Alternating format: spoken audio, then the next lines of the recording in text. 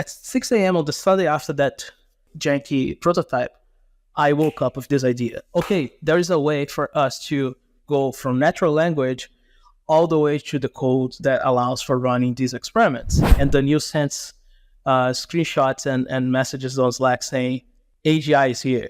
And I'm like, you cannot joke about this. I came to the office right away to see what he was talking about. He had put together something that showed us there is lightning in a bottle here. And I probably weighed out 4.5 milligrams of palladium acetate like 1,000 times over the course of a year. And I just thought to myself, man, this should be automated. I am not learning that much. I would just dream of the ability to have a machine do that. The idea of cloud labs is that you have not so different from cloud compute, where you have, let's say, a warehouse where instead of just running CPU clocks or GPU clocks, now you have hundreds of different types of instruments and hundreds of copies of those instruments, as well as technicians and robots that can perform the operations. I am so excited about what we're going to be able to do because we are not encumbered by, having to worry so much about these things that took a lot of time, but did not advance the knowledge. It's going to be awesome. Hello, and welcome to the Cognitive Revolution, where we interview visionary researchers, entrepreneurs, and builders working on the frontier of artificial intelligence. Each week, we'll explore their revolutionary ideas, and together we'll build a picture of how AI technology will transform work, life, and society in the coming years. I'm Nathan Lebenz, joined by my co-host, Erik Torenberg. Hello, and welcome back to the Cognitive Revolution. My guest today is Gabe Gomes, professor of chemistry and chemical engineering at Carnegie Mellon University, and author of the recent Nature paper, Autonomous Chemical Research with Large Language Models, which describes the pioneering and highly influential CoScientist system that he and his graduate students built immediately upon the release of GPT-4. This episode was super fun for me for a couple of reasons. On a personal level, I studied chemistry in college, and as an undergraduate research assistant, my job was to optimize a palladium-catalyzed organic chemistry reaction for yield. In other words, I explored the space of possible configurations for the reaction to see which would produce the desired product at the highest rate. It was, to be honest, mostly brute force grunt work. And over the course of that year, I spent most of my time weighing out small amounts of fine powders. I used to joke that I felt more like a low-level drug dealer than a scientist. And only once over the course of a year did I observe an unexpected result that led to meaningful new knowledge. Often, as I worked, I would daydream about a future in which all of that could be automated. To hear how Gabe and his team have used GPT-4 in combination with a remote-controlled life sciences lab called Emerald Cloud Lab to automate a significant part of this work, and to see how they applied it specifically to the optimization of a palladium-catalyzed organic reaction was, for me, uncanny. If this technology had existed back then, I might have followed through on my plan to become a chemist. Far more importantly than my story, though, is how this paper, along with just a handful of others released over the course of 2023, represent the beginning of the AI-powered automation of science. While large language model breakthrough insights are still exceedingly rare, with appropriate prompting, scaffolding, and affordances, AI systems can now generate new knowledge. This is already working at a level that can create leverage for graduate students, and it sets the stage, in my view, for the next generation of models to do much more still. However long it may take to develop them, the advent of AI systems that can advance the scientific frontier is generally considered to be a major milestone and a critical threshold, both for the potential upside of accelerated progress in science and medicine, but also for the unpredictable dynamics that may develop as AIs begin to introspect and self-improve. Professor Gomes, as you'll hear, is extremely enthusiastic about the benefits and not too concerned about fast takeoff scenarios. But he is very concerned about the potential for misuse and abuse of these powerful systems. As always, if you're finding value in the show, we appreciate it when you share it with friends. I would suggest sending this episode to a friend in the sciences whose work might potentially be accelerated by a system like CoScientist. Now, I hope you enjoy this conversation about using large language models to advance the scientific frontier with Professor Gabe Gomes.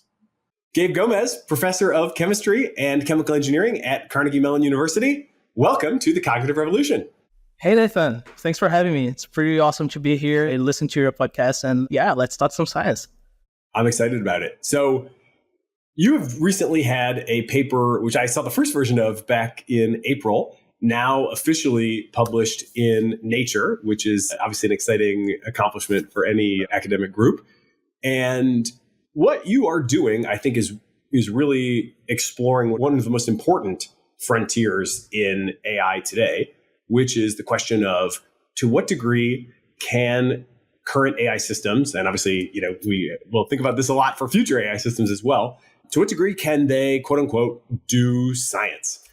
This feels like a critical threshold to me, and you have shed some of the most valuable light on the topic. So congratulations on that work. And maybe you want to just start off by kind of tell me how you did it so quickly from GPT-4 release in March to getting the first version of the paper out in April and having one of the papers that really has stood the test of time over the course of 2023.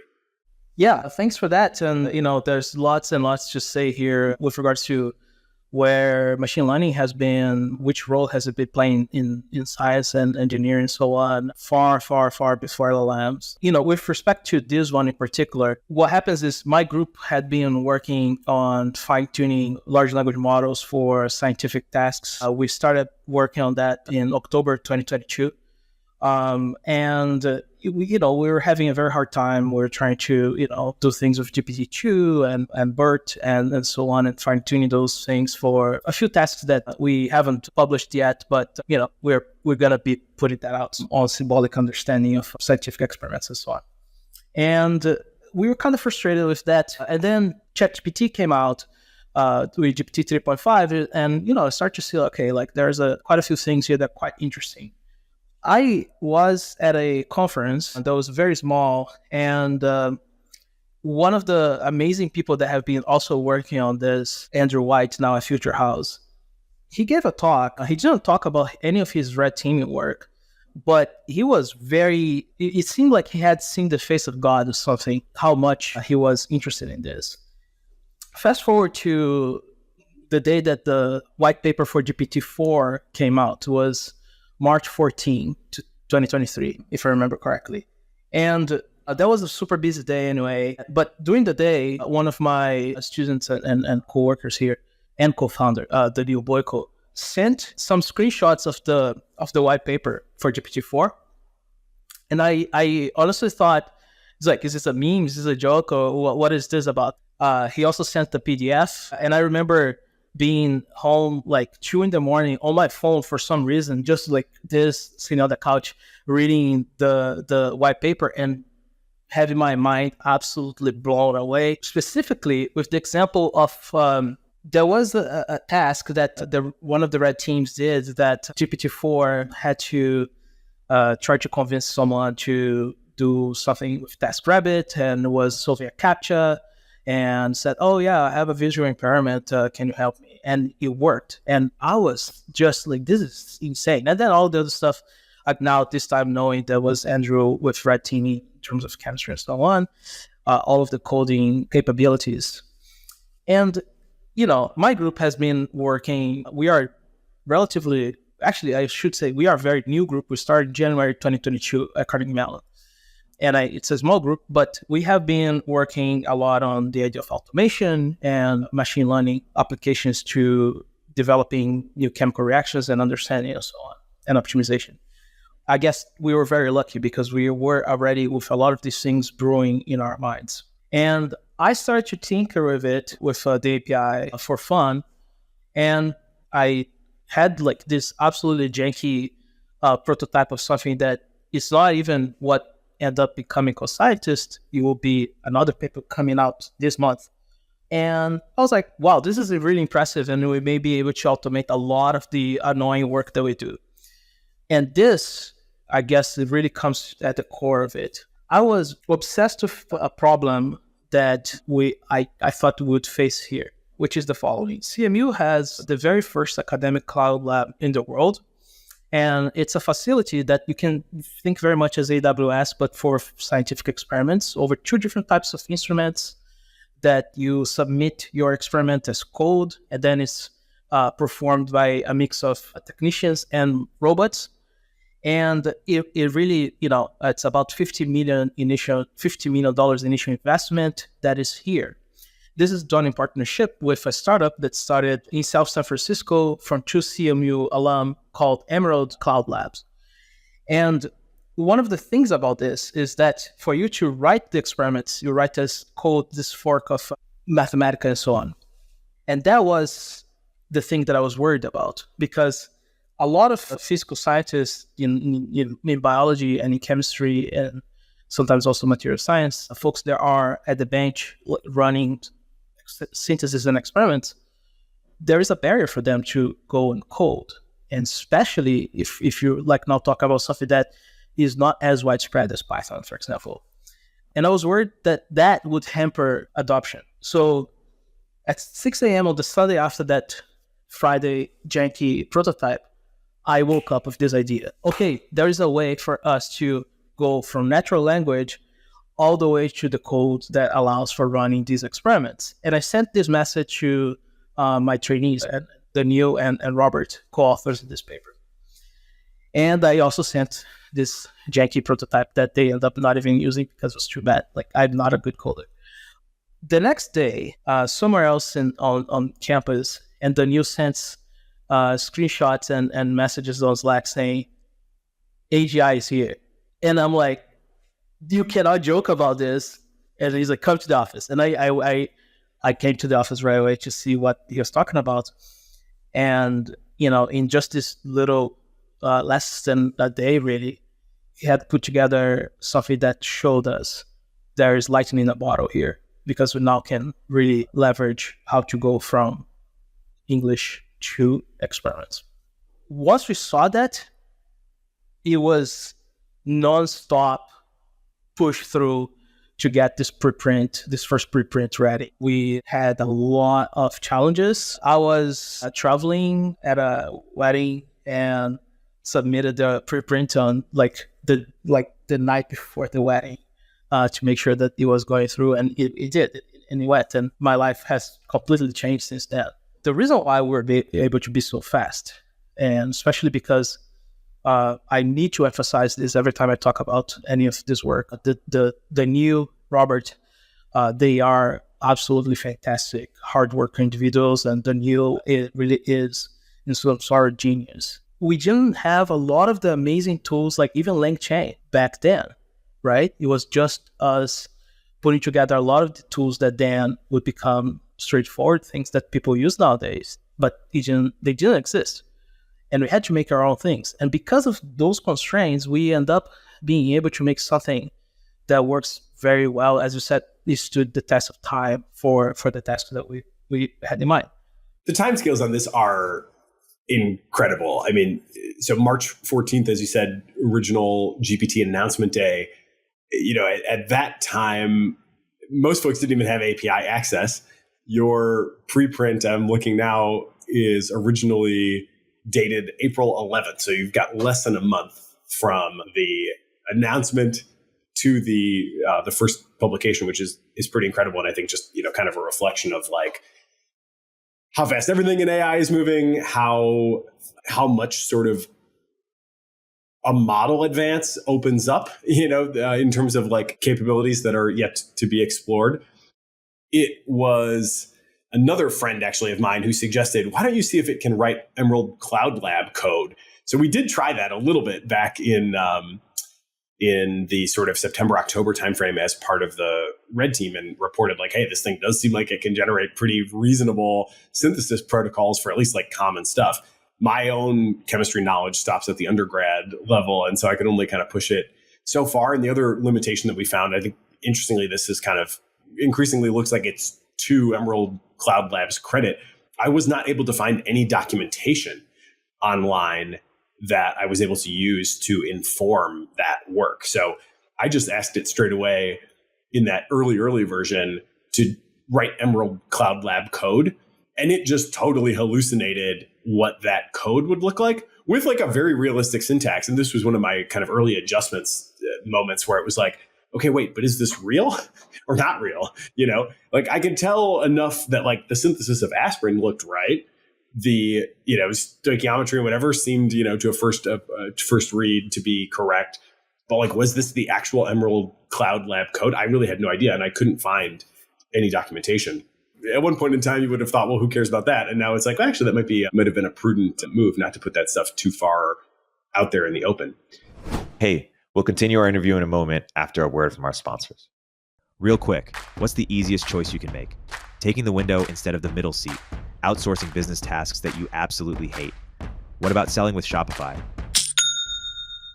Shopify is the global commerce platform that helps you sell at every stage of your business. Shopify powers 10% of all e-commerce in the US, and Shopify is the global force behind Allbirds, Rothy's, and Brooklinen, and millions of other entrepreneurs of every size across 175 countries.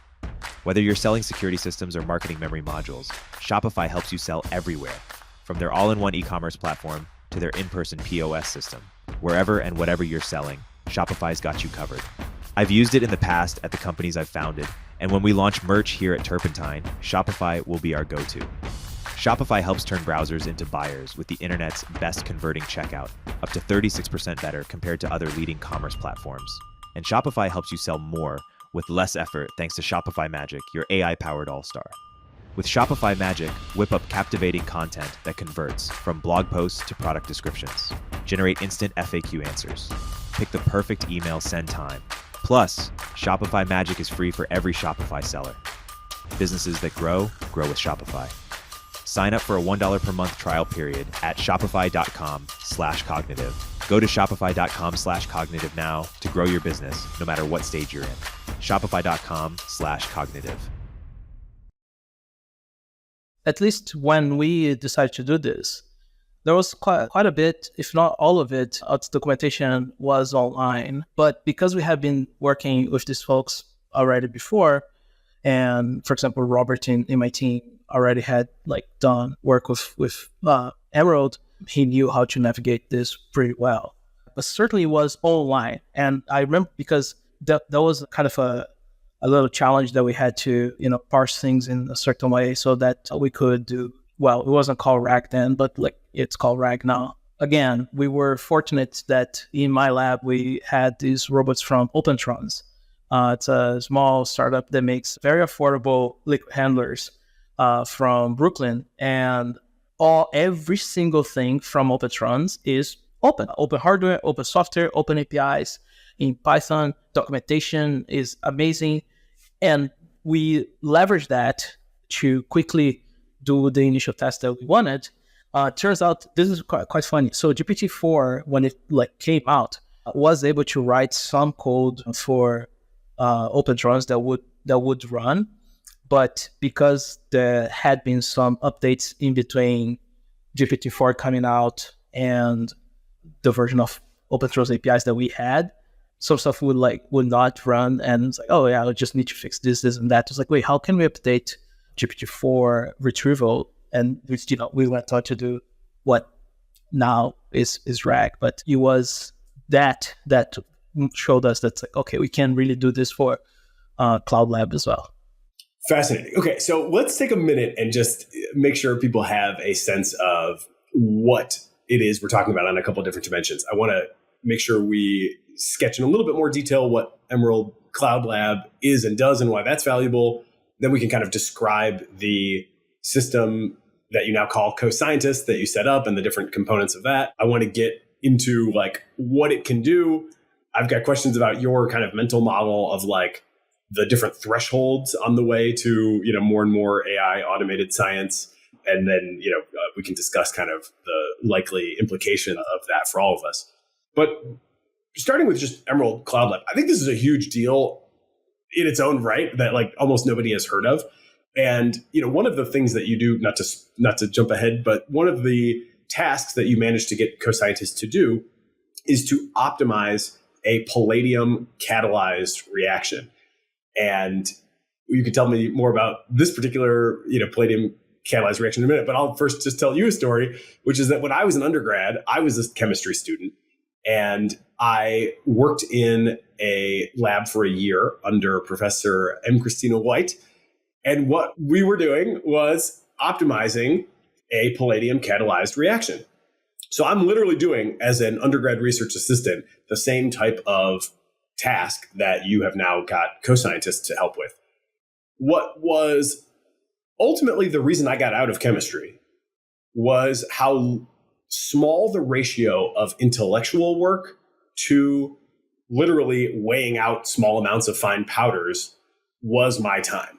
I sometimes analogize, I'm not a big analogy person, but to give people an intuition for the sort of work that I was doing, I sometimes analogize it to the game Battleship, where you say A2, you got a hit on my ship, right? And then the next thing you got to do is kind of explore around that hit and, until you can, get the whole ship, right?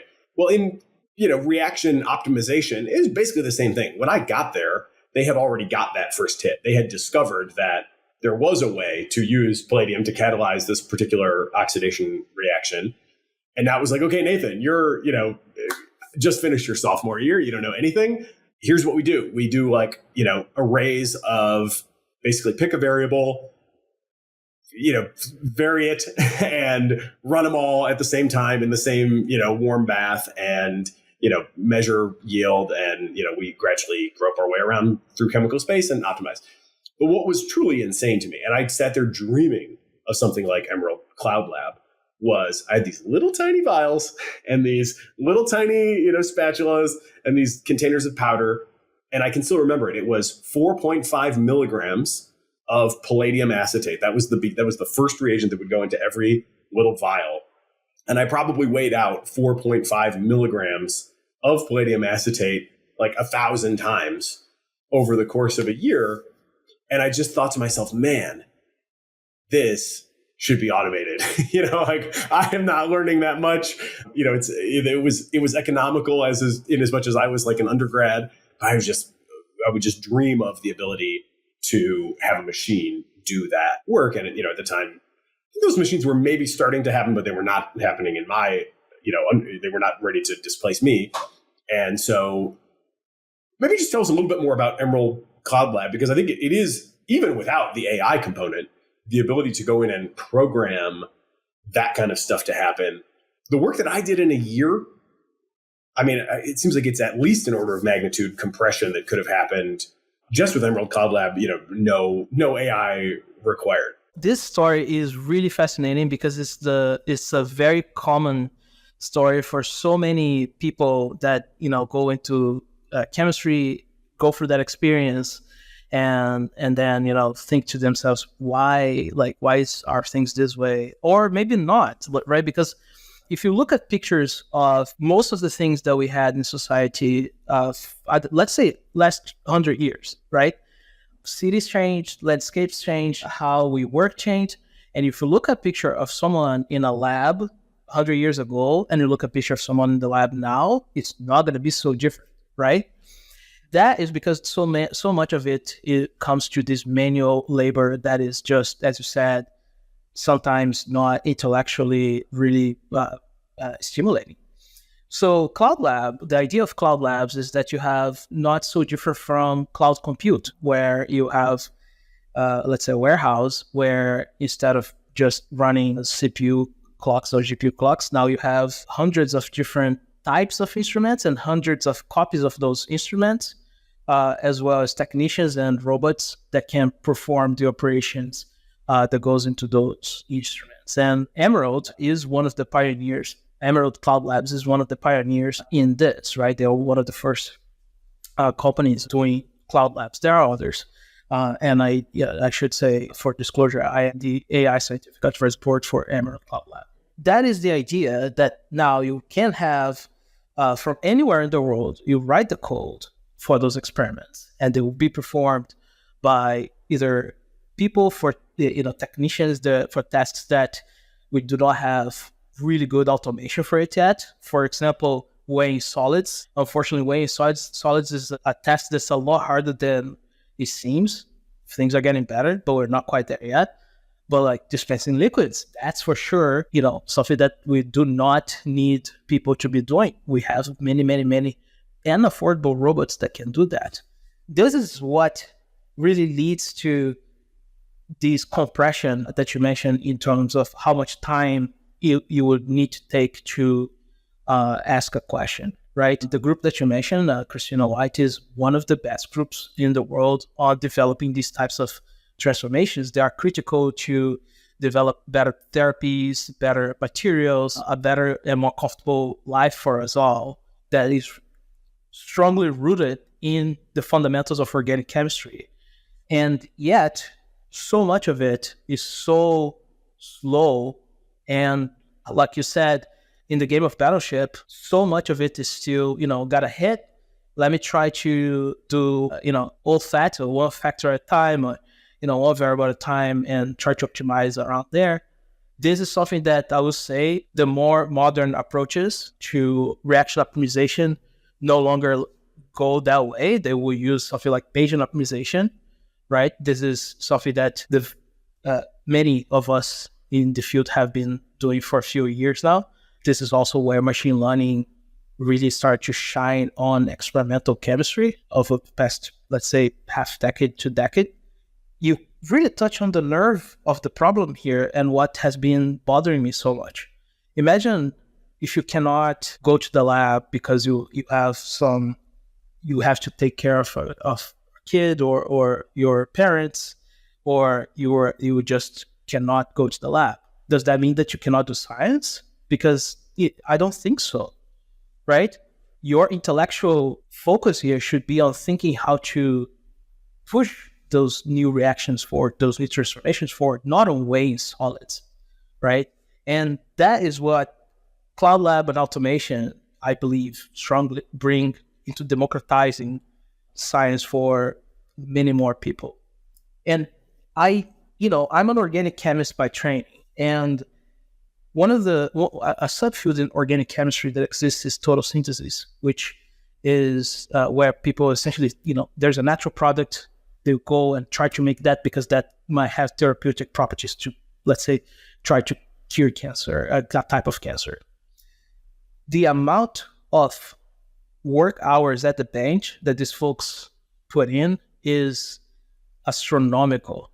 It's really amazing work, but it's extremely labor intensive to the point that it slows down that progress and creates a culture that is just not really healthy or sustainable. So how can we change that? How can we really change that in a way that now we have machines that can do a lot of this grunt work?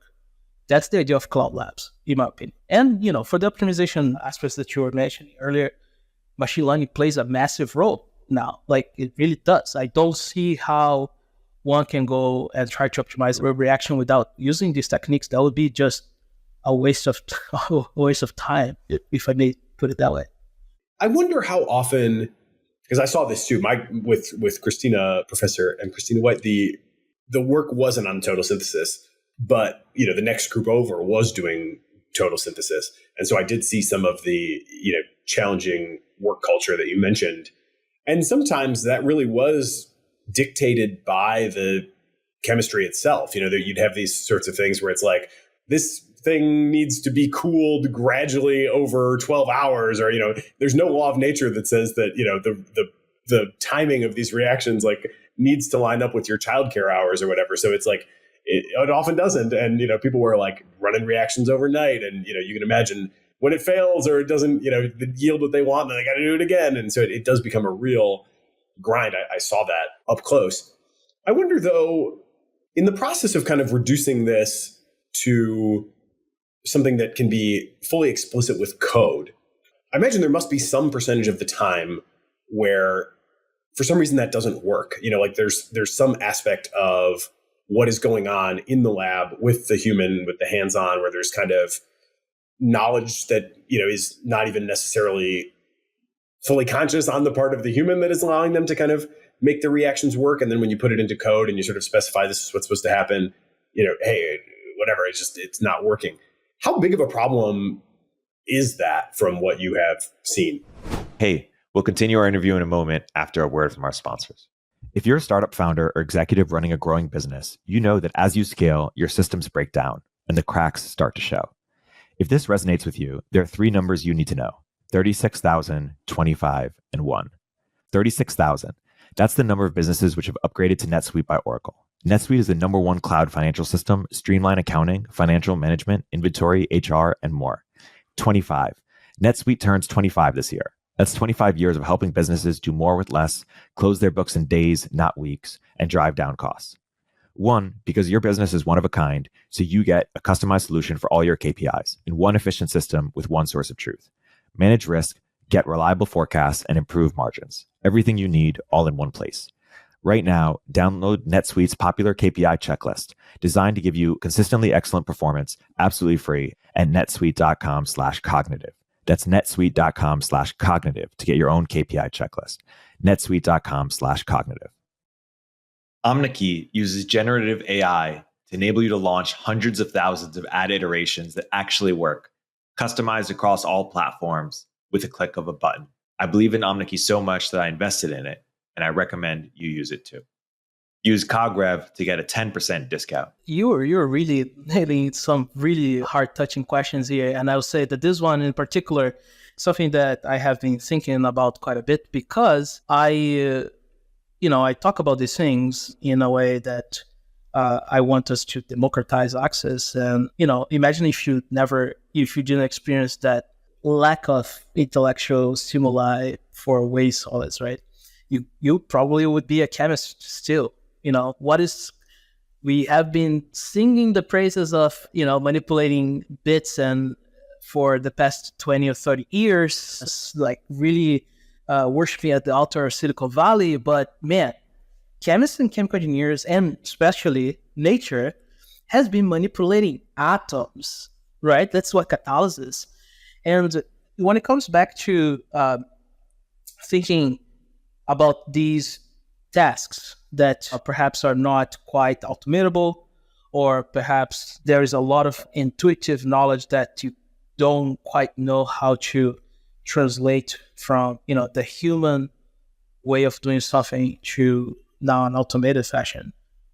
That is fine, right? Like there will be time that will go gradually and being able to implement those things further and further. And this is why I say this, because in the past, folks that were pushing automation and ML in chemistry tended to be a little bit too overconfident and push a certain hype that I really dislike.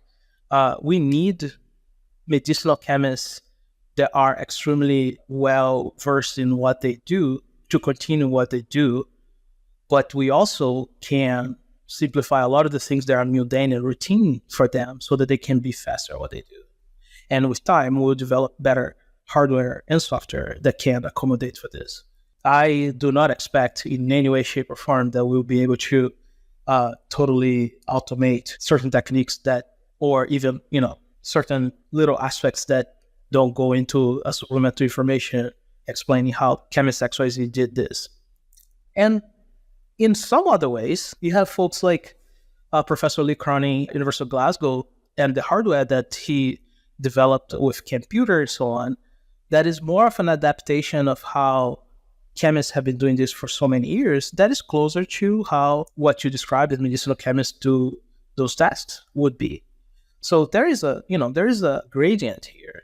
Nothing needs to be black and white, and nothing is. And I do believe that this is important for us to think about the next steps for CoScientists too, right? I am thinking a lot about human-machine interactions and a lot about embodied artificial intelligence, however you want to describe that, agents, in order to be able to perform more and more complex tasks. So that's a perfect segue for me to describe what the CoScientist project consists of, and you can elaborate on this. But I think for folks who listen to the Cognitive Revolution, the general structure of an AI agent is probably like increasingly familiar at this point. This was an early version of it, but it basically, has become kind of the default structure. You look at the diagram in the paper, and I've seen dozens that look very similar over the last however many months. So basically, you have kind of one central, and I'm interested in how you think about it. Is it all one agent, or is it like a team of individual agents? But you've got essentially one central planner module, and then you've got its kind of surrounding 4 major affordances.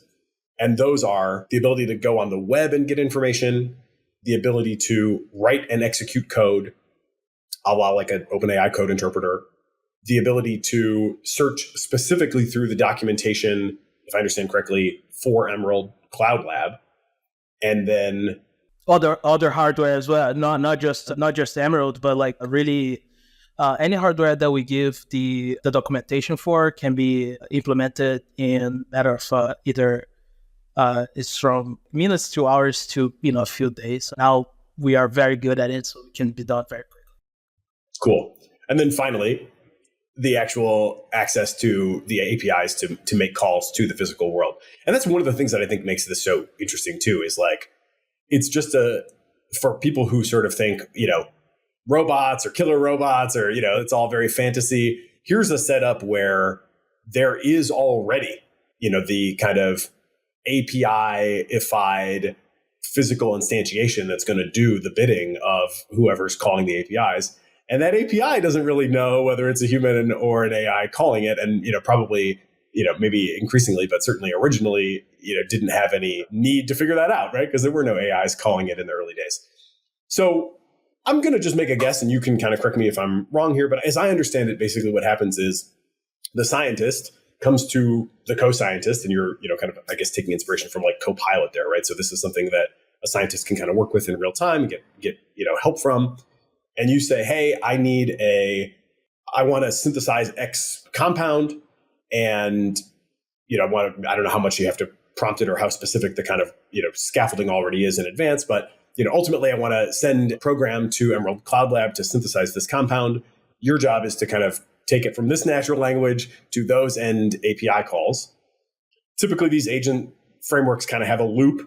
So I'm assuming, the first thing is like, well, let's think about that step by step a little bit. Let's maybe go, do a search on the web for known methods of doing this, write some code to do like the calculations for how much material we're going to require. We know that language models obviously are not great at doing, stoichiometry, multiplication. In fact, one of my reports as a red teamer to GPT-4 was that, to OpenAI about GPT-4 was that GPT-4 is the world's worst chemistry tutor because when I got confused, and I was like, I was role playing with it, right? So I role played as a confused student and got the stoichiometry wrong.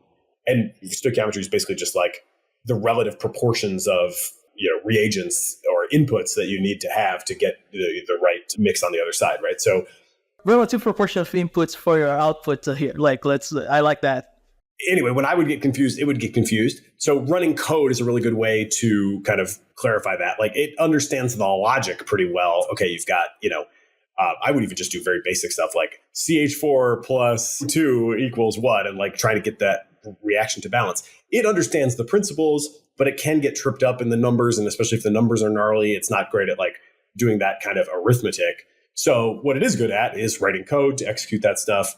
So, okay, let's like do some analysis, make sure we have the right amounts. Okay, now it's actually time to go. We know the steps, we know the amounts. Now we're going to, again, this at each step, right? It gets returned to the planning agent. The planning agent sort of says, okay, cool, we got that update. Now we know how much.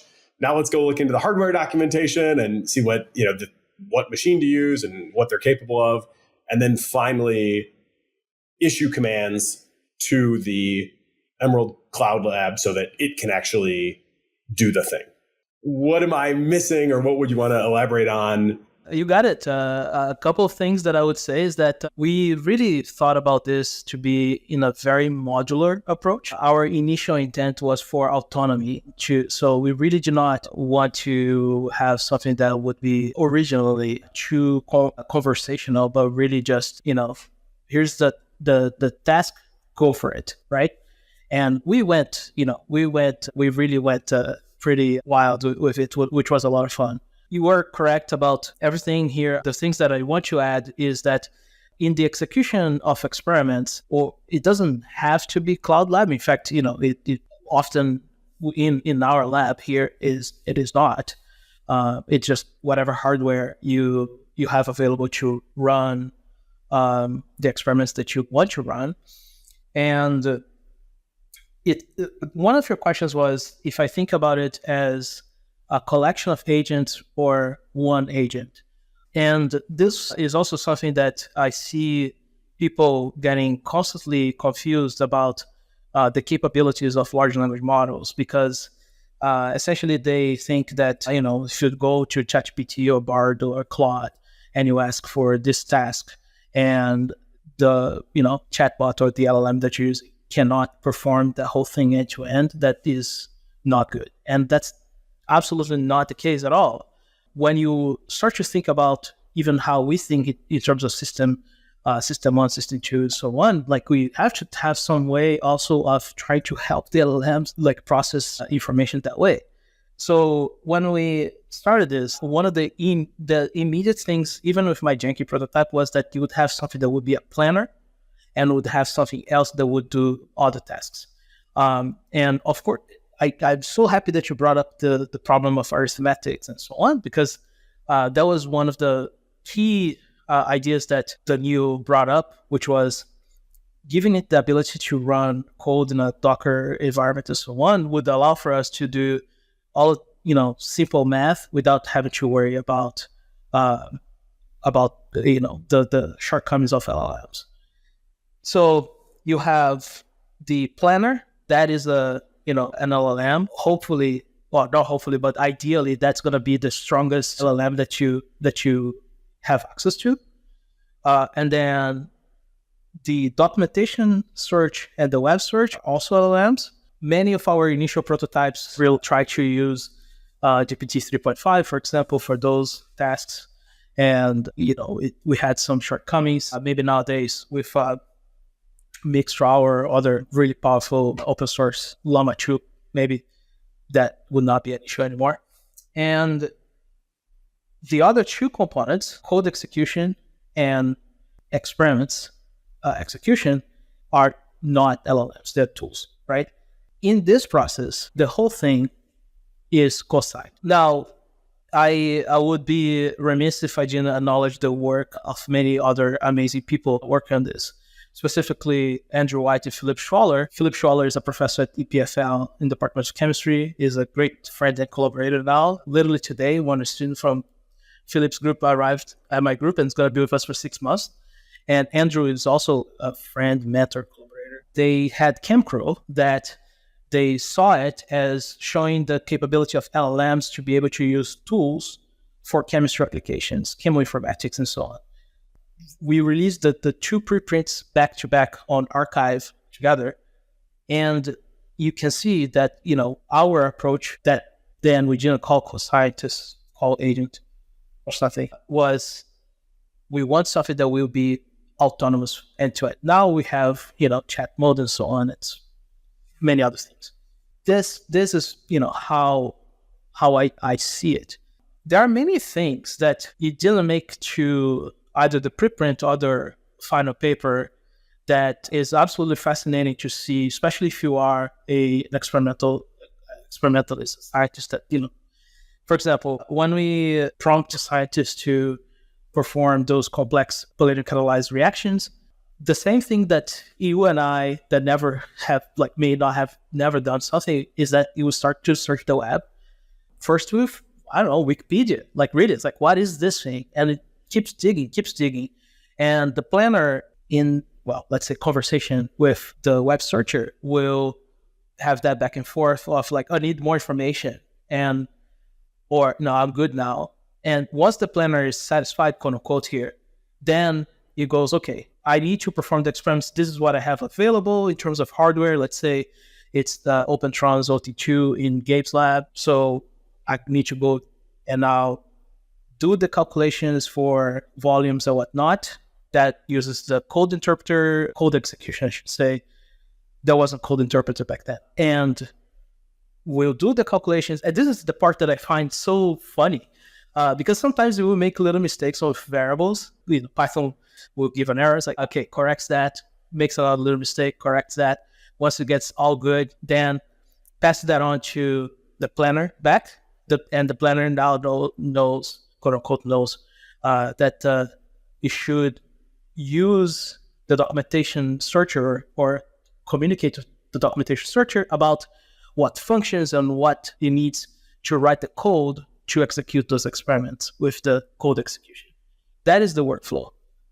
For certain tasks that you can have analysis of results on the fly with this, that's where things get really beautiful, because now the planner takes those results and can say, oh, this didn't work as expected. Let's change this and that and go try again, right? Not differently from how you did as an undergrad, and a lot of scientists do research in their, how I did things up until not so long ago. So I really do see this massive change now, where you don't need to learn the exact nuance of the code that goes into Emerald, Cloud Lab, or know everything about the Python APIs for Opentrons or Hamilton and so on. No, you need to have your idea of what you want to do, and that's it, right? That is what is so powerful here, in my opinion.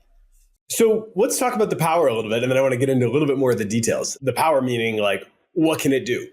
There are six kind of distinct results listed in the paper of things that this co-scientist has been able to do from, if I understand correctly, just kind of a relatively brief natural language prompt, like synthesize aspirin or whatever, to, on the other end, like aspirin comes to exist, in physical form in the world. I'll read the six and you can kind of comment as we go, wherever you want.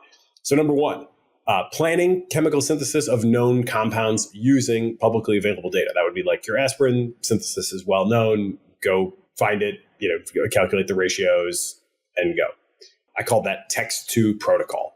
Nice. Yes. Okay. Number two, efficiently searching and navigating through extensive hardware documentation. We've, kind of covered this, I'd say already, but just to emphasize, there are for folks that have not spent time in chemistry labs, there are a lot of different machines, and they have, all sorts of different buttons on them and, all sorts of different details, right? Even for machines that may have conceptual similarity, there's a lot of different, where does the sample go and what are the requirements, what sizes, how much, blah, blah, blah, blah, blah. I had a mercifully limited crash course in that stuff myself, but a lot of machines. Anything to add on that?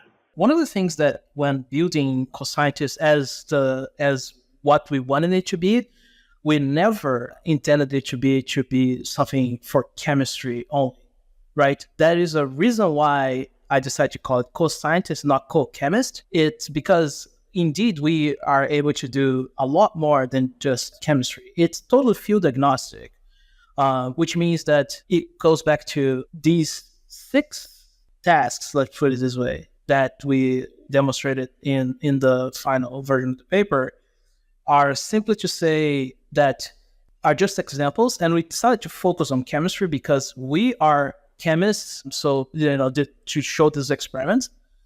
But I can tell you that we have done a lot of things that are not published. There are in biology or material sciences with co-scientists that, we had absolutely no problem with it. Now, going back to the hardware documentation, it's not just hardware, but also software that is very, specialized software that people will take years to master.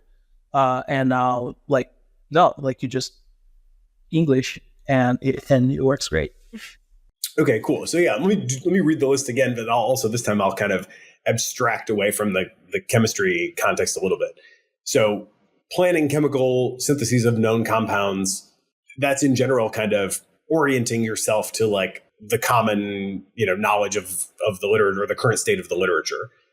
The next ones are all about these kind of tools, whether it is searching through documentation, hardware or software, issuing high-level commands. Notably, you report in the paper that one of the machines that GPT-4 was able to use was released after the training data cut off, so you could be confident that it was figuring out how to use that machine based on documentation that was just provided in the context window and not relying on its pre-training, which is an interesting distinction at a minimum. Definitely has some implications, I think, for, AI proliferation, as well, and sort of to what degree, these, when you release something now, like to what degree do you have a ability to predict, what that's going to mean in the future? Low level commands to the machines as well. So kind of high level, more conceptual type stuff, but then also like down to the micro controlling. 5 is kind of putting that all together into complex tasks that basically combine multiple aspects of the first 4. And then the 6th is optimizing.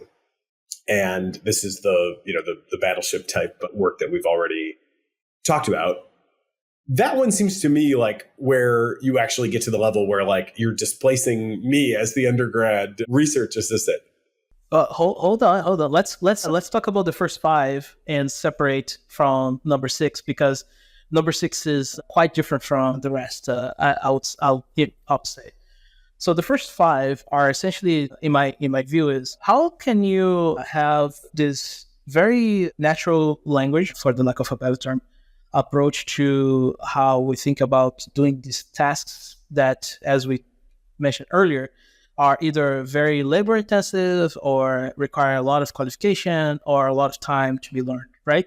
And that is all, I would say, in the realm of everything that are maybe not even state of the art anymore in terms of large language models. And that on its own, to me, is a massive change, because I can't now, in terms of cognitive revolution, take a lot of the cognitive load that will be used to, oh man, how do I do this call to this API in this way and so on? And think, how can I actually think in terms of breaking and forming these bonds, or how can I actually think in terms of doing this DNA split for whatever task I'm trying?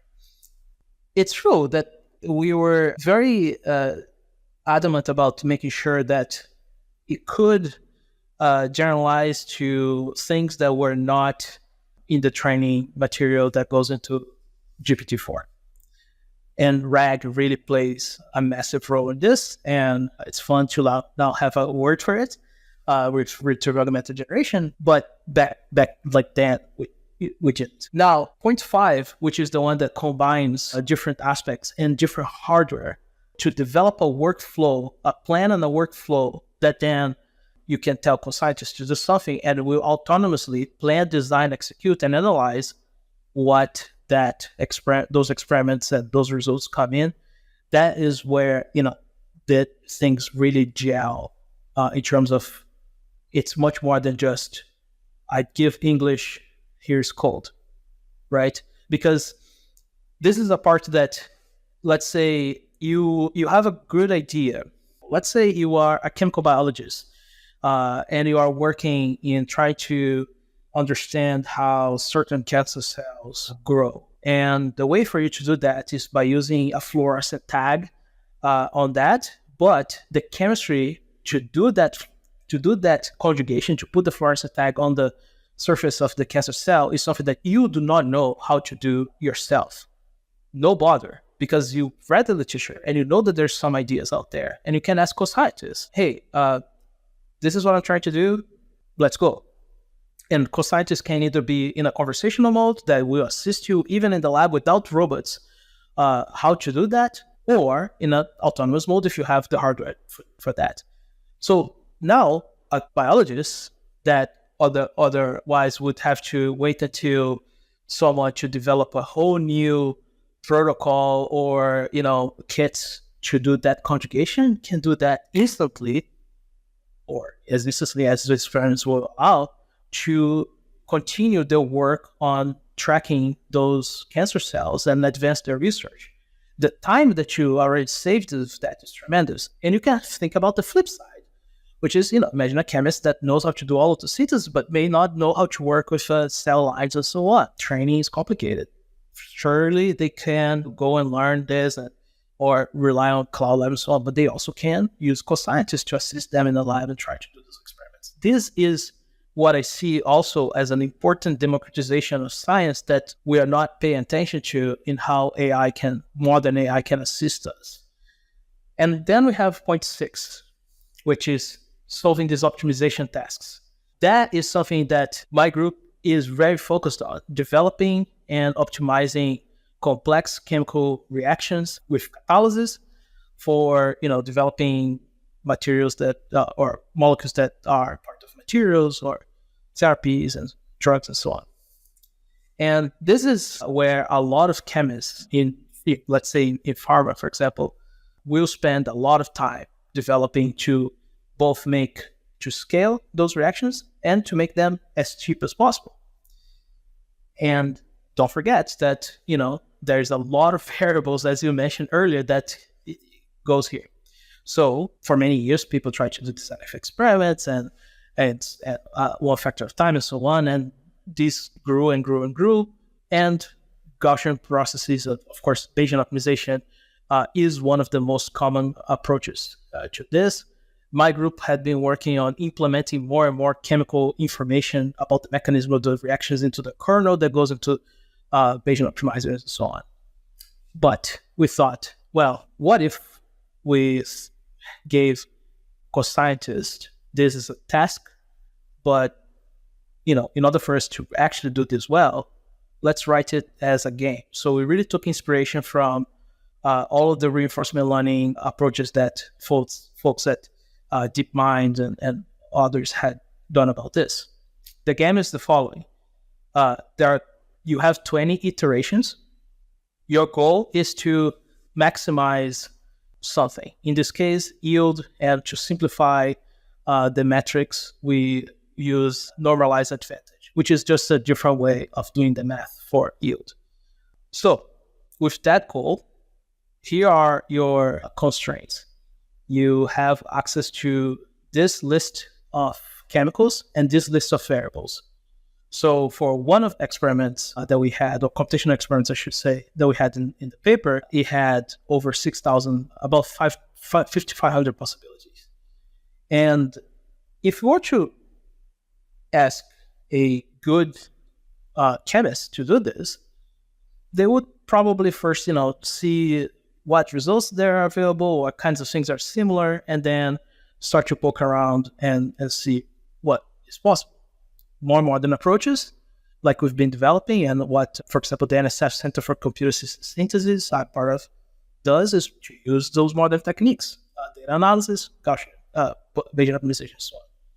We thought, well, what if CoScientists can just do this? The task is to optimize the reaction, and here's the list of what you can do. Here's the game, and we let it go. And we did this many times over. This one figure in the paper, the last figure, it was by far the most expensive computational experiment that we've done. It was like over, I don't even remember the numbers, but it was by far the most expensive thing we've done, because we really wanted to show that we wanted to see if it was possible first and foremost. And not only it is, but it also has some advantages that, to be quite honest, I didn't think about until we were doing it, which is when we do Bayesian optimization and other techniques like that, you do not have a very good a priori reasoning for why the model is picking this point in the fitness landscape. And that is fine. You can retroactively go and understand that if you have enough domain knowledge of the subject. But what CoScientist offers you is as simple as, let's do this because of this, and that. That reasoning that we call, and I'll put in quotation marks, chemical reasoning, is something that's really, really useful, because now it says, well, let's choose an additive that has a group that is more electro-withdrawing than the one before, and keep everything else the same. Very similar to what you did as an undergrad, right? And we'll go and perform that and see, okay, the yield went up. So in that moment, the planner now, quote unquote, knows that this is something that helps in improving the yield. You may hit a bump, a threshold or anything that very much like you and I were to do this would, but is extremely good at the strategies that it puts forth. So, of course, you can think about combining this with some of the techniques we talked about and so on, but on its own, it was quite impressive. And this is, again, another thing that I was that I brought up that you also mentioned, we don't need to be spending so much time at certain tasks that are often not cognitively interesting or intellectually stimulating, because we can essentially now put those aside for co-scientists or whatever to do them while we're thinking about other more interesting, impactful things. That is, to me, what will help. So I do not see this as, removing anyone from workforce or anything along those lines. I think as this is a tool, and it's a powerful one that can really be helpful in accelerating how we do science. Let's talk for a second about just kind of all the different variables that the optimization process can include. Then I want to kind of talk about a little bit of just some of the techniques that you use to build this thing. And then we can come back to the sort of, results and kind of, implications. In terms of just optimization, it's a very high dimensional space. I'm just thinking back to the one reaction that I was optimizing. You have like, which chemicals are you going to use? How much? At what point are you going to add them in time? What's the temperature going to be? What's the pressure going to be? What's the light conditions going to be? Are you stirring it? When are you stirring it? How much are you stirring it?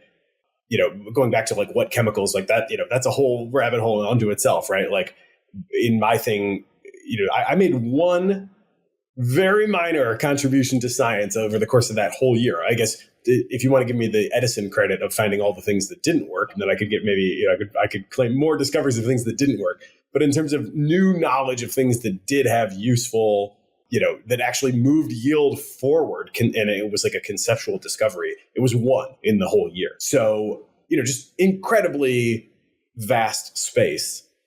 And I have to say, I would guess that GPT-4 is better than I was at kind of guessing what those next trials should be.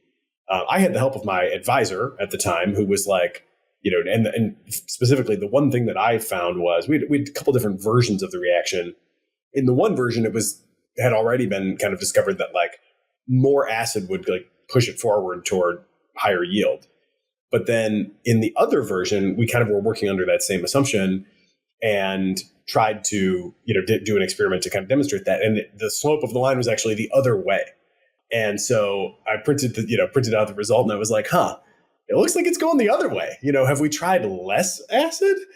And sure enough, so my advisor was like, well, here's what we should do. Let's try the least acid that we can try and see how that goes. So we tried it, and sure enough, that was my one contribution to science, right? Like in the other version of the reaction, less acid was better.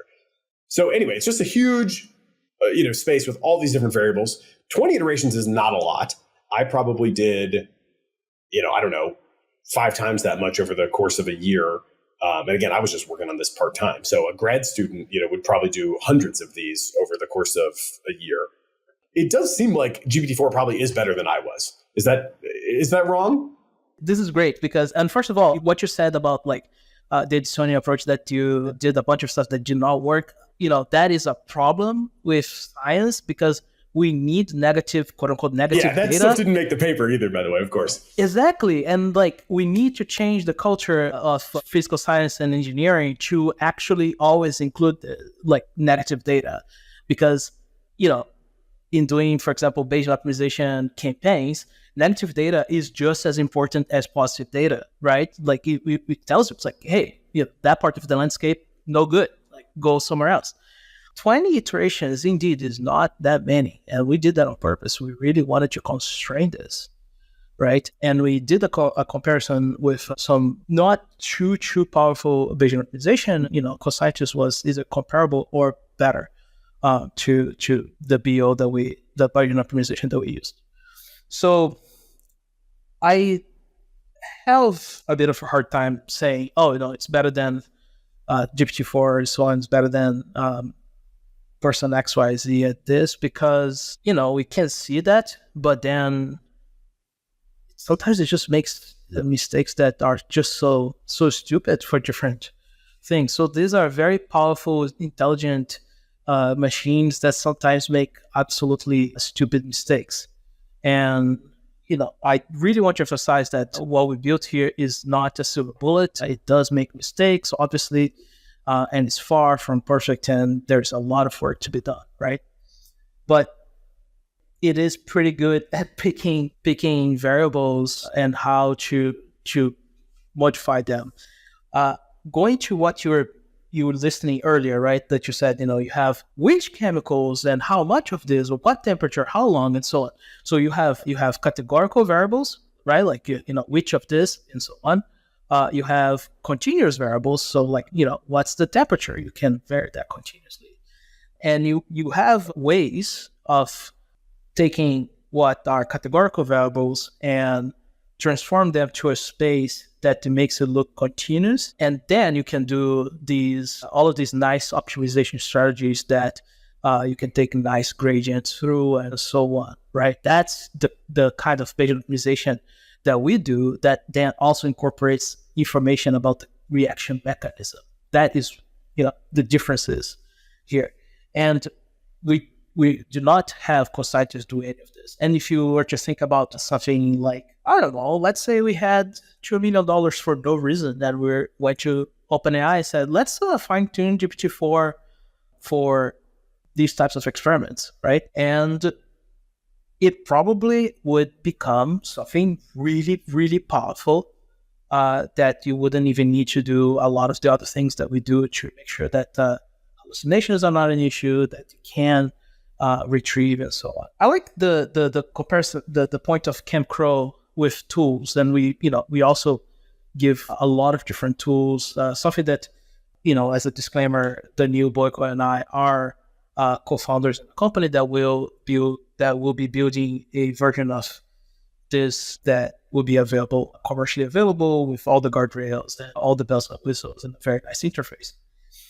And in thinking about this, we start to give it more and more tools that did not make into the paper because of how much we've been working on. And suffice it to say that we know now how to give it different tools for different problems that on its own GPT-4 is not super good at. But once you give it access to these tools, then it's no longer an issue.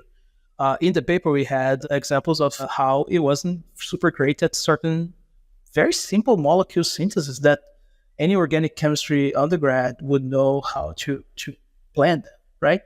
That's okay. It really isn't a problem because there's so many amazing tools out there for retrosynthesis, some of them developed by Connor Colley at MIT or Philip Schwaller again at EPFL, that rely on transformers as well, that can be used by CoScientists to do this. So it's not like a word in its own. And that is the thing that brings back to even your question earlier, is this one agent or many agents? We really need to take a step back and think about not just one technology, say LLMs, or another, say automation, but how those two things coming together are much larger than just some of the parts. That is something that I sorely miss in a lot of the conversations that we see online, unfortunately. And what I seek is really like seeing how those things coming together give the next step on that. And that, brings 2 points that are more technical, right? Like, how is prompting? How is scaffolding? How is the tool use and memory and so on? These are all things that if you were to take a trip back to March when GPT-4 came out and said, hey, by the way, there will be a way that like you can retrieve memory, like people will be mind blown. And now it's like, yeah, it's fine. No big deal. I think like the number one profile of a person that listens to this show is the AI engineer. So these are folks who are, working with the different paradigms that you were, an early developer of, with agent scaffolding, the loop, the RAG, the tool use, the memory. As you said, like most of that stuff was in either non-existent or a very immature form at that time. Now it's come a long way. But I wonder if you have any kind of tips or big lessons learned, like were you even using a vector database in the early going, or were you just kind of using keyword search against existing search? And, just anything that you think stands out as a big lesson, or things that have gotten easier, things that have just kind of changed over the last 8 or 9 months since your, kind of pioneering agent setup to today's agent standards.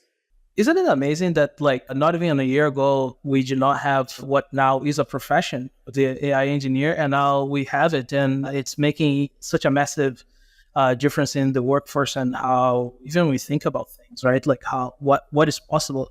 I used to think about, we want to push the boundaries, but we always need to know what is feasible, what is possible. I no longer think that. I think that we can do, if we can do something, if it's doable, then it's also feasible. And that, is something that these superpowers that the LLMs gave us. And going back to when we start to work on this, because all of the really nice tooling were not either not available at all or not widespread. And because we really built all of the initial frameworks at that point, we do not rely on too many things. It's incredibly vanilla in some ways with regards to all of the amazing tools that folks have developed, like LangChain. And I remember when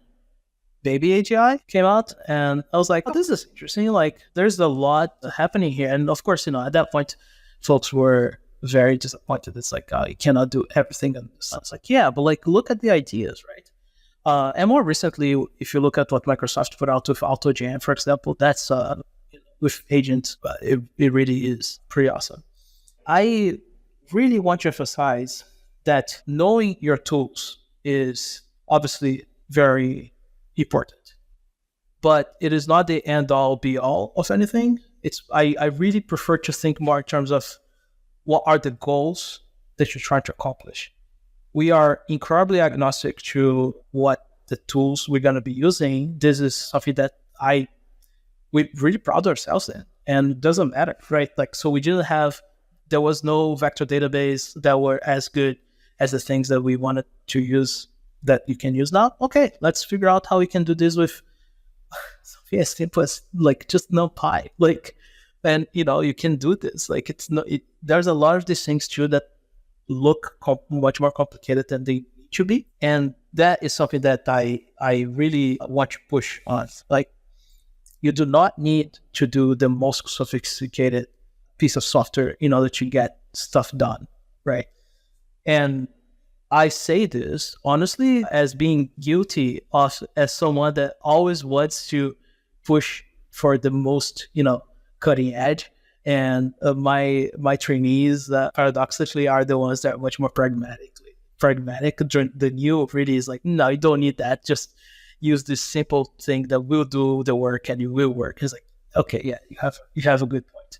So for the version that's out and so on, of course, CoScientist, if you were to take a look, we know how to do tool usage, and many others then showed how this can be very powerful and mainly benchmarks, etc., etc. Similarly for RAGs, similarly for memory. RAG indeed was quite the challenge. That was not the name, right? So, but we had a very problematic situation in dealing with one of the documentations that we're dealing with, because it was very comprehensive and very wide. And this is where the weirder things come together. So Daniil, when he was doing his master's in organic chemistry at Moscow State University, he was also an ML engineer at VK. And he worked with a lot of different things, but he really did also do work on search and computer vision and so on. And that knowledge really came in handy because he knew how we could do searches across the, what is not massive space in comparison to really anything that you think in terms of search engines. But and large enough that was a problem for the design of our workflow, our platform. So that was one thing that he was able to pull together from things that he knew before. We exemplified that with 2 different algorithms, but in the end, we have one way of doing things that really works best. Prompting is something that is also very, very, very, very powerful. And there was the rise of prompting engineers. Of course, we saw that. And what we see here is that prompting comes very, very closely related with both tool usage and like how good or bad that would be, and with retrieval augmented generation, right? So we did put a lot of effort into that, as well as doing lots of A/B testing in order to make sure that we would get consistent results to what we needed. And we also do a little bit of a mixture of experts in some way to make sure that things are smooth. Let's put it this way.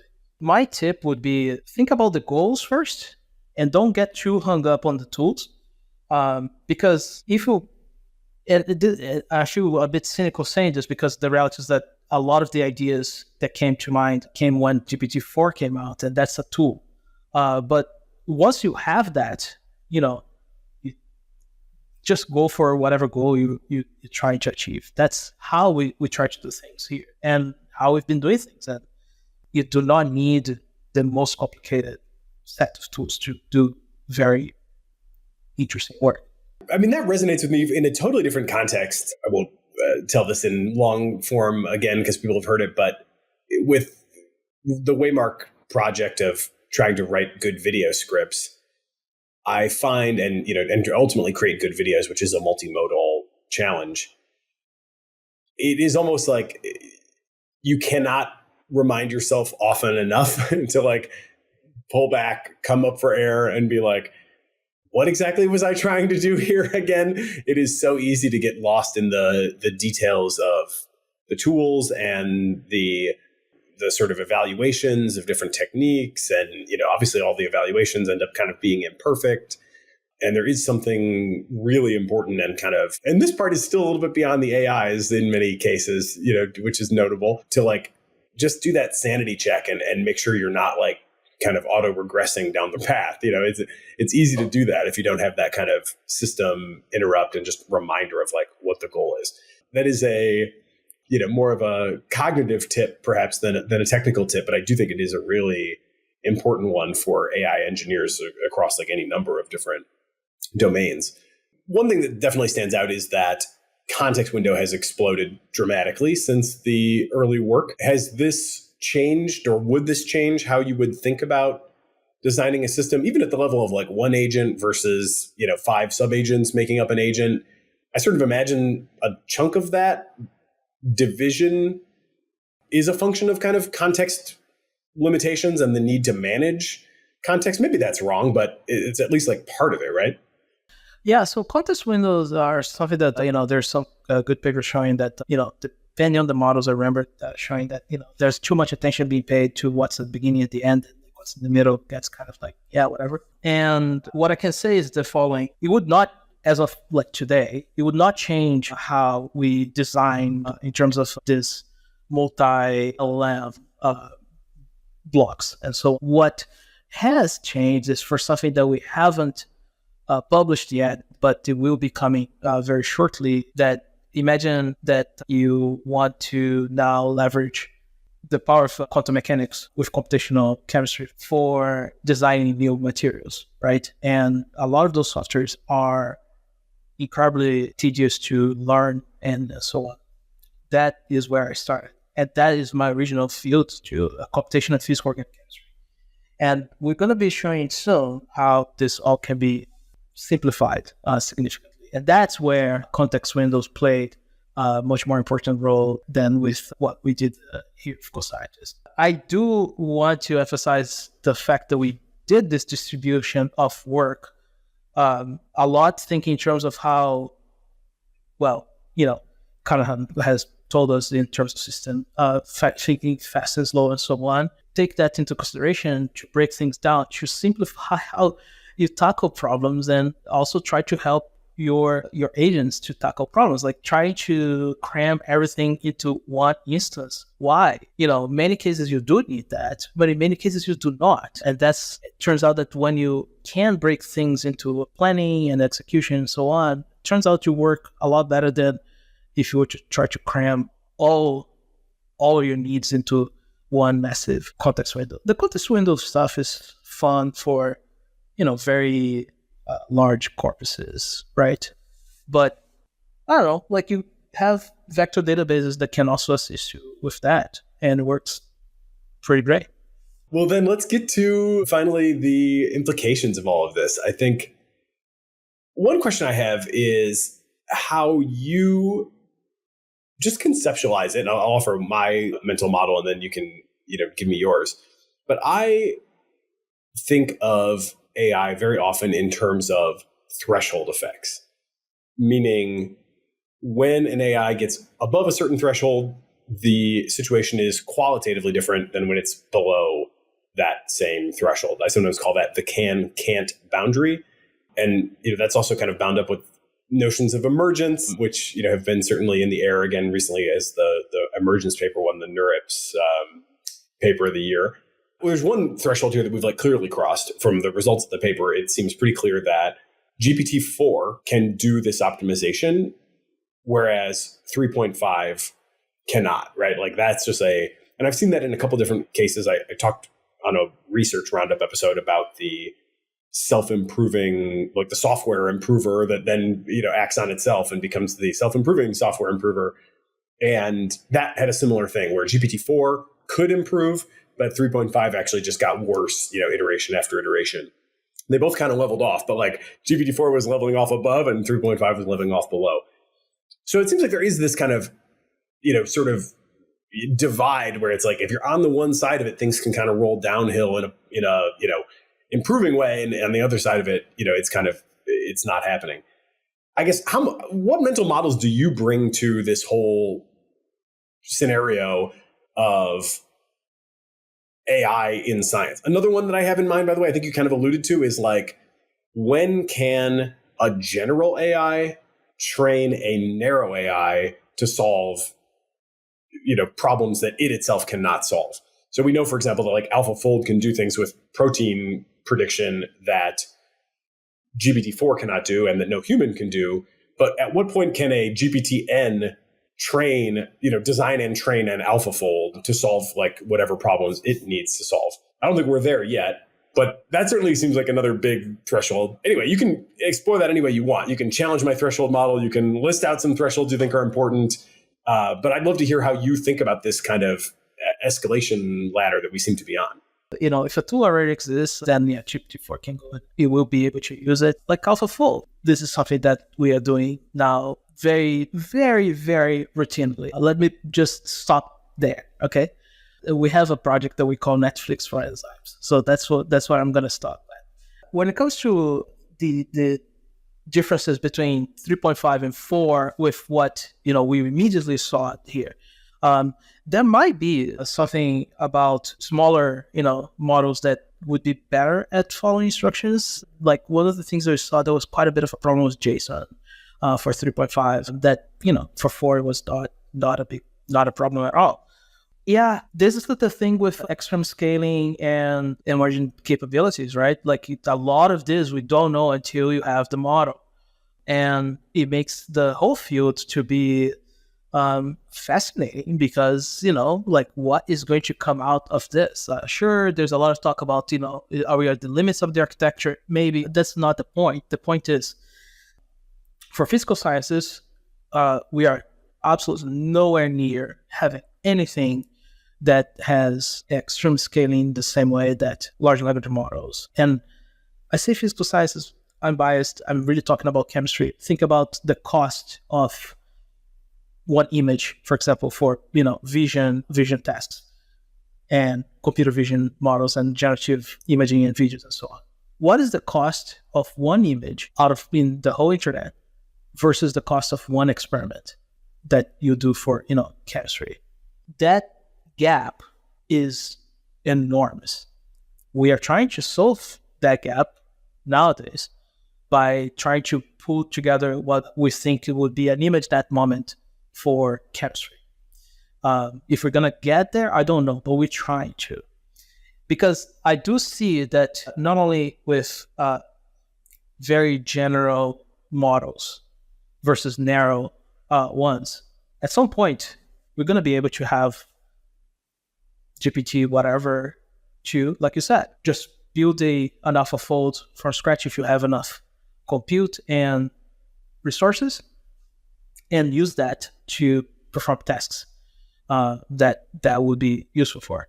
We do have that in very, very small early days for very, very small models that are like regression or classification models for things that we care about in what we do in my group. But I would never say that, it's similar to what you were mentioning earlier, that's like this software that improves itself and continues to self-improve. Nothing like that at all. This is awesome, right? Like it really is. I see no limits for what we can do. Now, the question really is, what are we going to do with this? Because all of a sudden we have this alien technology in some ways that gives us superpowers. Why are we using this to, make things that might be entertaining, but are not life-changing? Why are we not using Claude to help develop the next therapy for whatever, right? I'm sure there are people working on this, but I want to see much more of that and much less of yet another AI girlfriend or whatever like that, which is important too. People need companionship, but I'm trying to say is that there is so much that can be done and needs to be done that AI engineers, please, come and help us, physical scientists and engineers that do not know enough, that need your help to make sure that we can do the best applications of physical sciences, biology, chemistry, and material science, and chemical engineering, electrical engineering, so on, with AI applications that are fantastic. So here's what I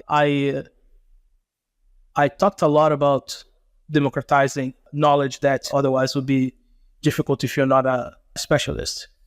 And something that we had in the preprint very clearly, boldly, given how things have moved on, I am very optimistic about, is on also the potential for misuse and dual use. It may not be something that people like to hear, but we must be responsible and transparent and honest about the fact that these technologies are enabling, and it's a tool.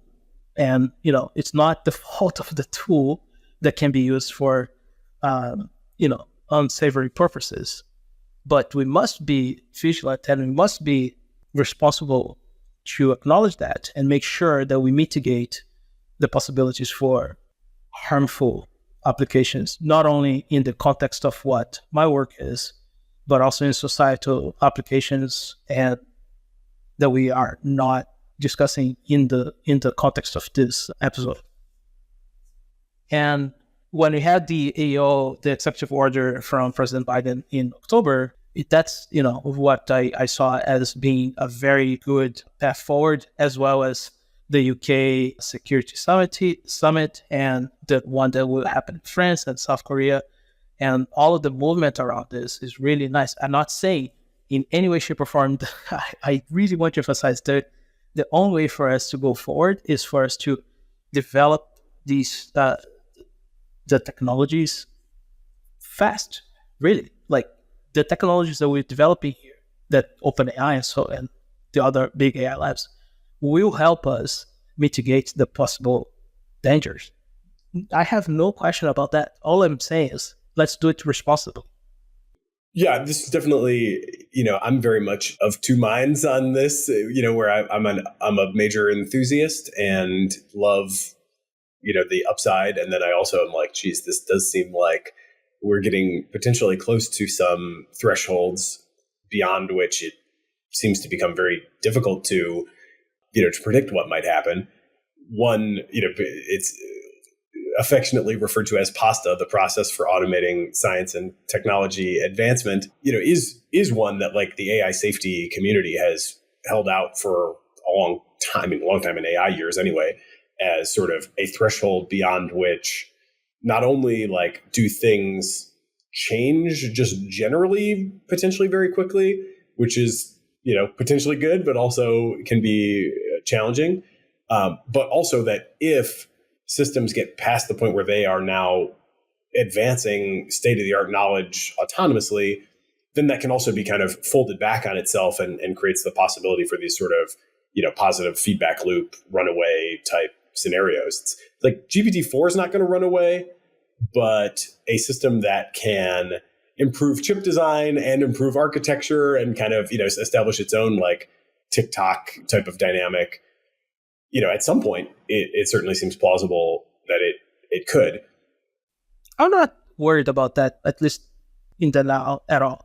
A lot of those count with what ifs that we as a community simply do not know. What I worry much more about things that are already out in the world that can be used.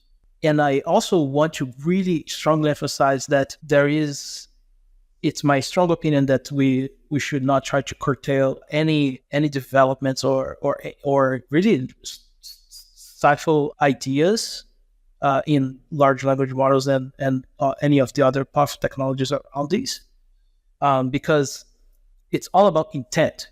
Nothing on its own is bad or good.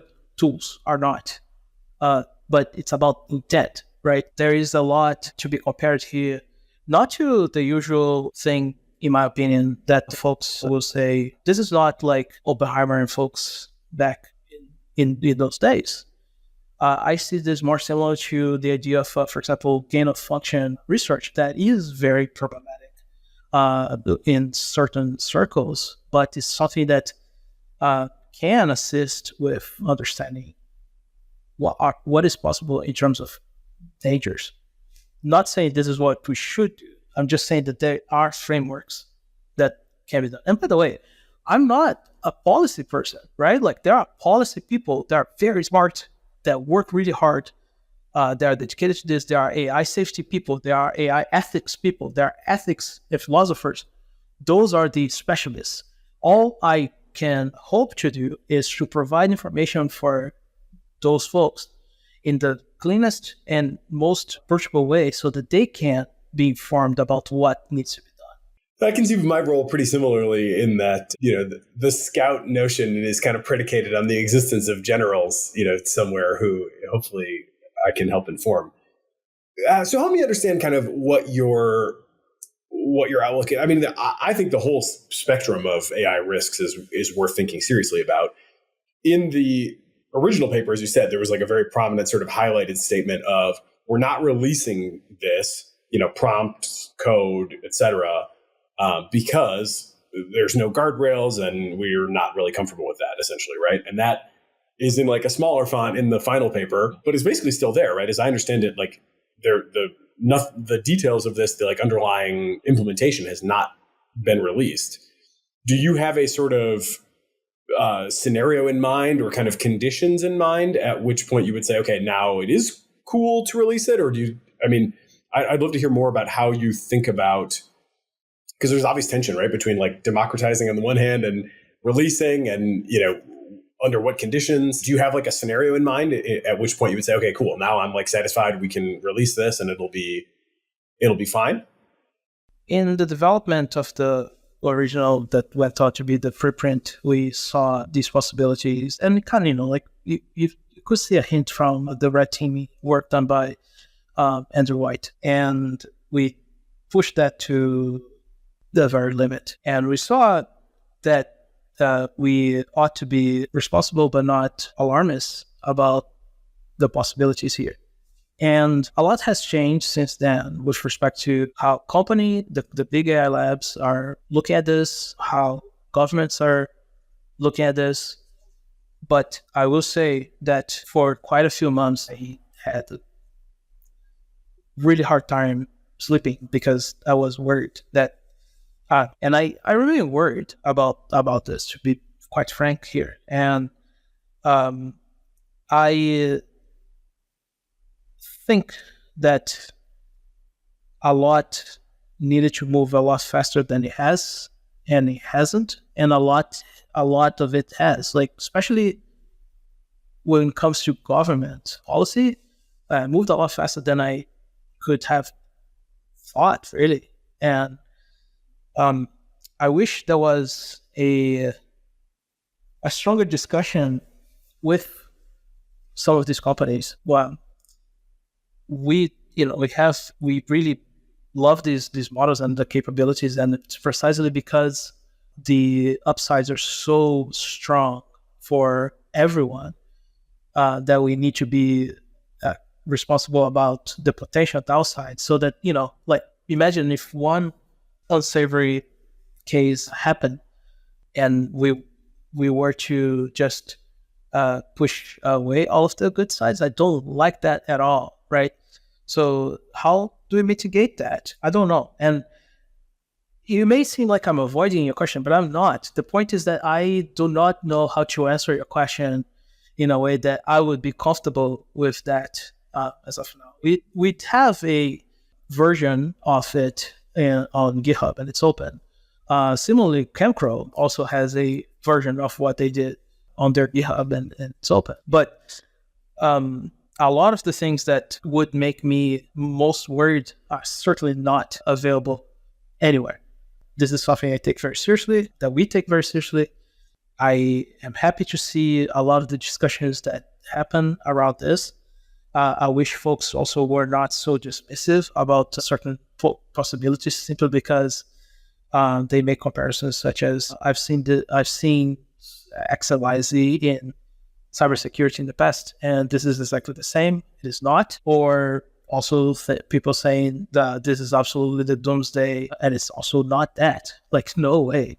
But I am not comfortable having some of these things to be out without the types of guardrails that we put in place. And it's very nice actually to see even Chemcro does have a function or a module, I don't remember exactly now, that is about, safety and so on, explicitly there.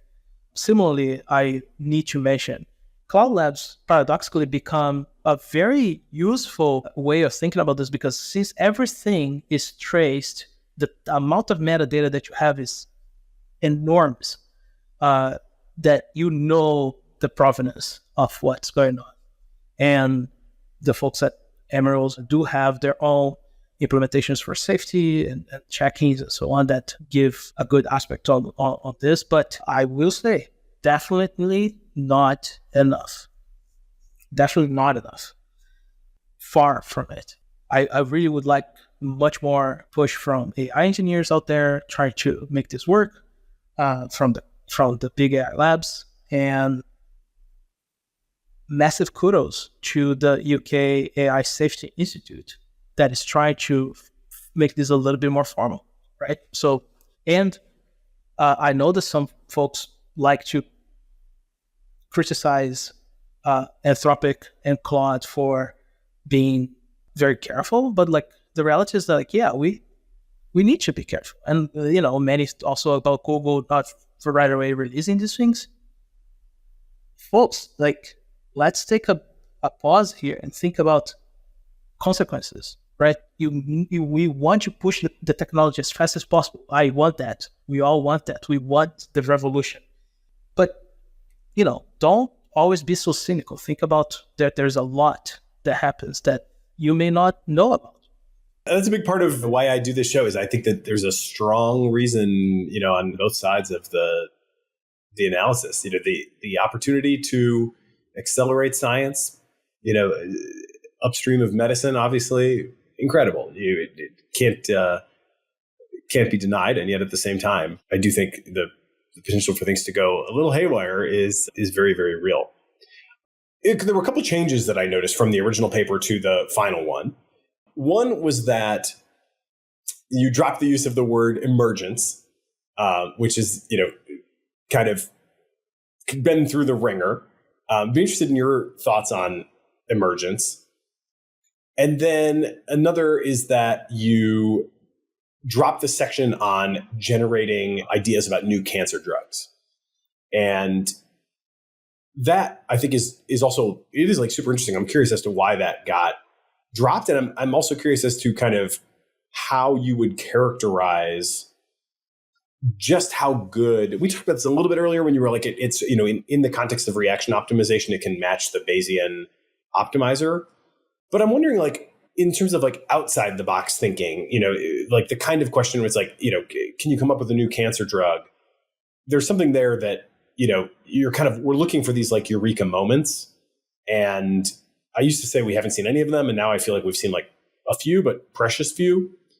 So emergence and kind of eureka moments are my two questions. And I, specifically noticed those through the changes from first to nature versions.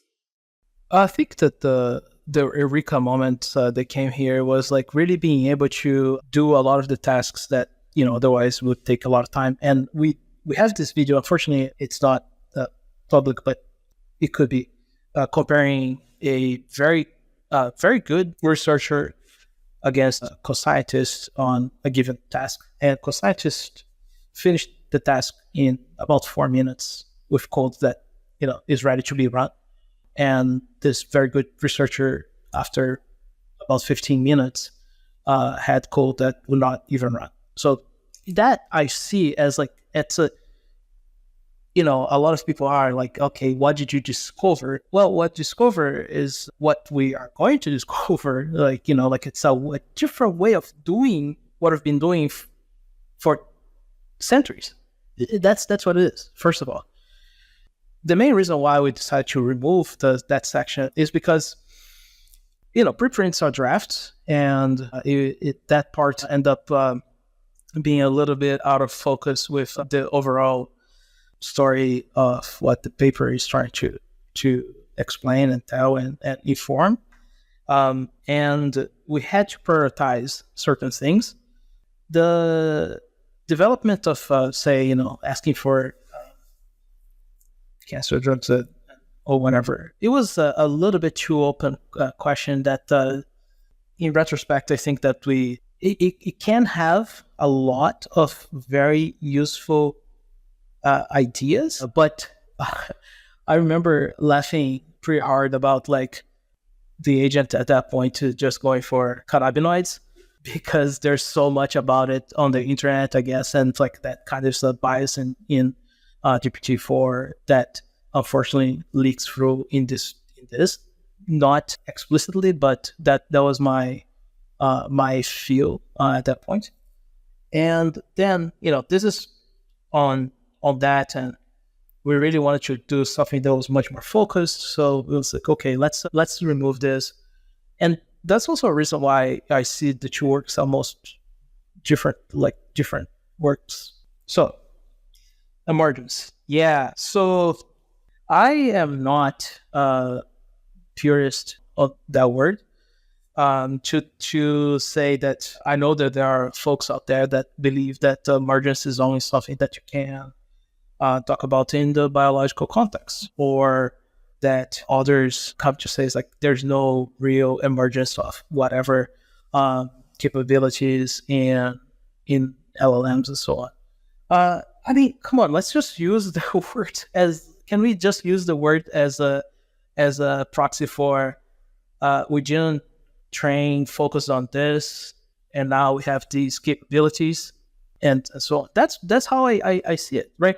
And that comes, of course, from scaling and so on, different types of data, different quality of data that goes into building these models. You see Phi 2, like it's a tiny model, it can do some really amazing things, right? And are we gonna say, Phi 2 does not have emergence of like capability of solving pretty nice college level physics problems? No, like it's fine. I sometimes I feel like we get caught up in certain words too much without actually trying to think about the overall message. And this was one of the words that I will say during the overall, rounds and rounds of peer review, and many online and not, were pretty for the lack of a better word, upset about it. So I don't care enough to fight for it. I think that it's more important. It's like, hey, the work is this. It's a tool. It makes mistakes. I don't think no one trained for it to be a co-scientist, and here we are. So is it an emergence capability? I'll let people decide. Yeah, exercise for the reader. Okay, so maybe last question. This is a good positive note to end on. Toward the beginning, obviously, we talked about my experience as a research assistant and just how much grunt work it really was. Now we have co-scientist. Always worth reminding ourselves that this is the worst that this technology is ever going to be. So let's say I am, considering a PhD in chemistry or chemical engineering now. What is my PhD going to look like as I start to have co-scientists, as kind of the new normal? And I'm interested there in terms of like, how much faster can I go? Maybe also like, how much co-scientist budget do I need? And how much more can I accomplish in the course of a few years of research compared to the before? I'd love to, this could be your pitch for your lab or for the hard sciences in general, but I'd love to hear kind of how you think this will be different now that we have these enabling tools. Definitely a lot of things will change. We'll be able to pay less attention on certain mechanics that are time consuming, but not really pushing knowledge forward. So I cannot speak for PhD in chemistry or chemical engineering anywhere and everywhere. I can speak for the groups that I know that are using these things, like, again, Philip Schwaller at PFL, Andrew White, and many others. I should really mention Alana Spuruguzik in Toronto, my postdoc advisor, that is one of the pioneers in machine learning for chemistry, period. And they are pushing extremely hard there for massive innovations. And the PhD experience will change, definitely. And, I see, for example, I hope to see in biology become shorter so that both people can go to the workforce faster, because they don't, though biology, there are the problems. Biology is hard because biology, but you get the idea. In chemistry, what I want from people that come to my group and work here is, what are the big questions that you're trying to solve? What keeps you so focused on a problem that you want to tackle, right? So there are people in my group working on things that are basically applied math, information theory, and there are people that are really pushing the boundaries in biocatalysis. And for all of them, what we have is now a way that dramatically diminishes the amount of time that they need to spend doing things that do not help them actually answer that question. And the questions can become more complex and more general. I am so excited about what we're going to be able to do going forward, because we are not encumbered by, having to worry so much about these things that took a lot of time, but did not advance the knowledge. It's going to be awesome, right? It really is. We need to embrace it, and it's going to be really great. And by the way, one thing that I really want to see, and I do not know how long it's going to take, is that, hey, this is not just chemistry or computer science or bioengineering anymore.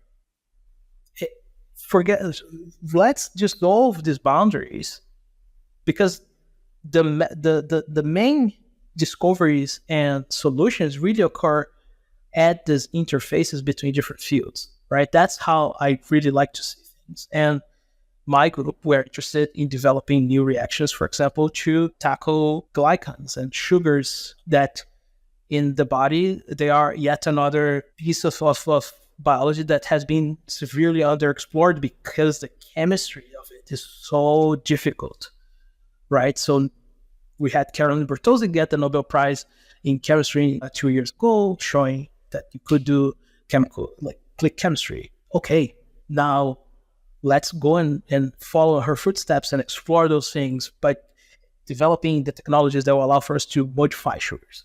That's the kind of thing that I'm super interested in. And I just want people to really ask hard questions and be able to go into it fearlessly without needing to worry about be it administrative things that don't really help them, or like writing code that is just, an operation in the process. I think we are in for a revolution in how education works and how discoveries will be made much faster. We are already there, not because of CoScientist at all. Like, just look at AlphaFold. That was, amazing. Definitely one of the most important discoveries of the last decade. Where we're going to go next, I don't know, but I know it's going to be fast and it's going to be powerful. I think that is a great note to end on. You have given us a glimpse of the future with CoScientist at a minimum. Gabe Gomes, professor of chemistry and chemical engineering at Carnegie Mellon University, thank you for being part of the Cognitive Revolution. Lisa, thank you so much. This was awesome. It is both energizing and enlightening to hear why people listen and learn what they value about the show. So please, don't hesitate to reach out via email at tcr@turpentine.co, or you can DM me on the social media platform of your choice. Omneky uses generative AI to enable you to launch hundreds of thousands of ad iterations that actually work, customized across all platforms with a click of a button. I believe in Omneky so much that I invested in it, and I recommend you use it too. Use CogRev to get a 10% discount.